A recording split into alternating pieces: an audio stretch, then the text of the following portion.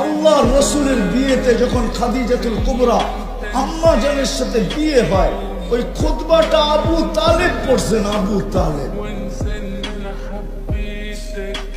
বাতিজাকে 44 বছর সিনায় রাখছেন। আনাস ইবনে মালিক রাদিয়াল্লাহু তাআলা আনহুর দস্তরখান শুধু আল্লাহ রসুলের হাত লাগছে, ওই দিন থেকে আর আনাস ইবনে মালিক রাদিয়াল্লাহু তাআলা আনহু দস্তরখানকে আর পানি দিয়ে পরিষ্কার করেন না।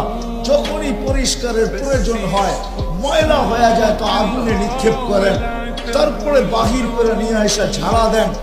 ময়লা আগুন ময়লাকে ছাই বানায় দেয়, দস্তরখানকে চকচকা করে দেয়, কিন্তু একটা সুতাও জ্বালাইতে পারে না। একটা সুতাও জ্বালানোর দস্তর আগুনের ক্ষমতা নাই। বন্ধুরা জিজ্ঞাসা করছে, এই জাদু শিখলা কোত্থেকা? বলছে এটা জাদু না, এটা তো দুজাহানের বাদশাহ মুহাম্মদুর রাসূলুল্লাহর হাতের ছোঁয়া।